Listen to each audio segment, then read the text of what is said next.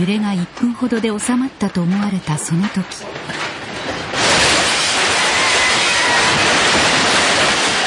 長えな。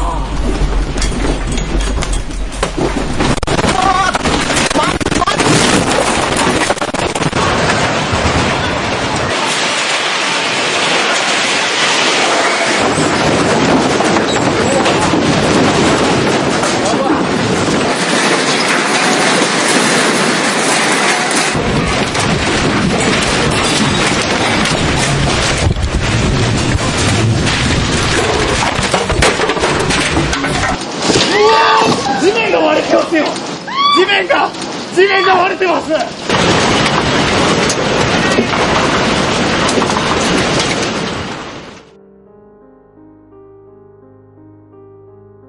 While we're on the topic of earthquakes in Japan, I couldn't leave out the biggest natural disaster the country has ever seen. And given that this happened 12 years ago, it still lingers in many people's minds. March 11th, 2011. 2:46 p.m. Known as Higashi Nihon Daishinsai, the massive megathrust earthquake occurred in the Pacific Ocean about 45 miles east of the Oshika Peninsula in the Tohoku region. The quake lasted roughly 6 minutes, but the impression it left on the Japanese people has lasted over a century.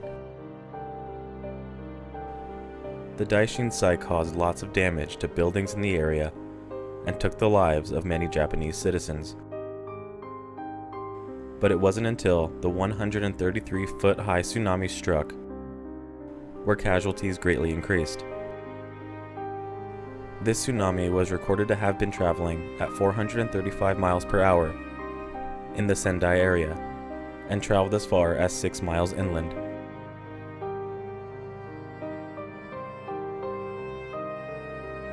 The city of Ishinomaki was experiencing a snowstorm at the time the tsunami had struck, so adding the massive snowfall and cold temperatures into the fray, it made it very difficult for the rescue team to safely evacuate any survivors of the quake or tsunami. As of 2021, the death toll was confirmed to 19,759, with 6,242 injuries and 2,553 people were confirmed missing. Adding insult to injury, the tsunami was the main culprit of the Fukushima Daiichi nuclear disaster, which had caused 3 of its reactors to melt down, in turn causing radioactive water waste to be dumped into the Pacific Ocean. Due to the meltdowns, electrical power of cooling systems had been halted, causing heat to build up. Hydrogen gas began to generate. Without ventilation, gas accumulated within the upper refueling hall and eventually exploded, causing the refueling hall's blast panels to be forcefully ejected from the structure. Residents within a 20-kilometer or 12-mile radius of the Fukushima Daiichi nuclear power plant and a 10-kilometer or 6.2 radius of the Fukushima Daini nuclear power plant were evacuated. The leading cause of death was due to drowning, with a 90.64% or 14,308 bodies found.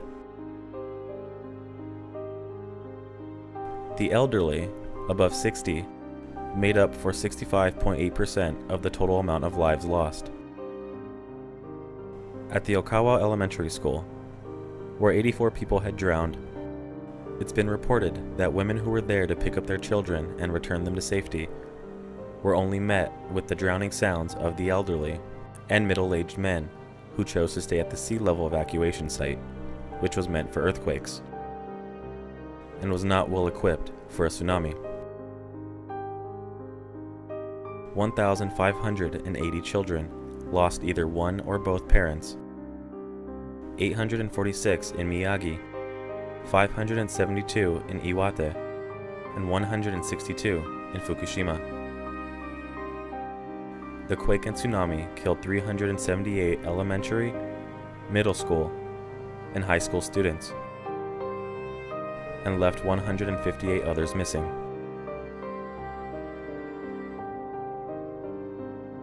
Due to the tsunami damaging crematoriums and morgues, as well as having a kerosene shortage for cremation, many of the bodies were buried in hastily dug mass graves.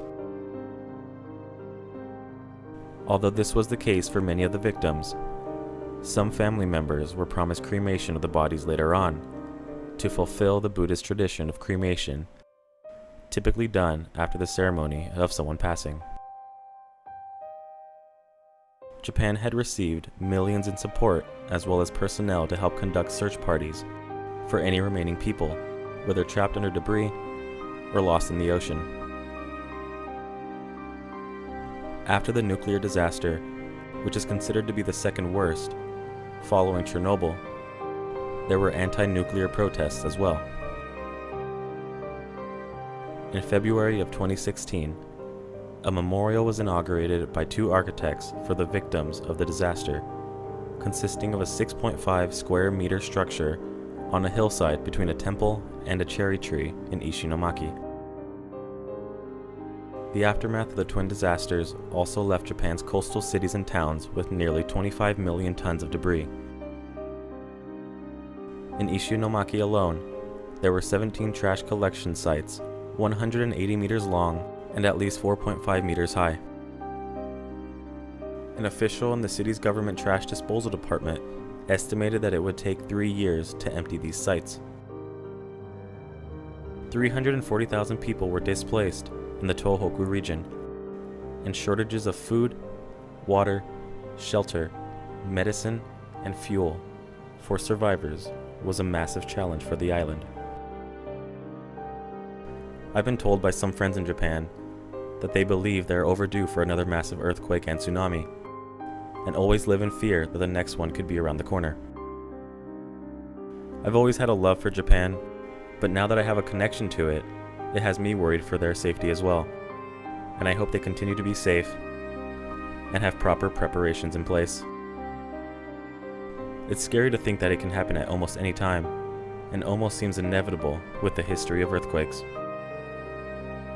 Japan has about 40 to 50 earthquakes a day, and although they are only small tremors, it's amazing how unfazed they are by this.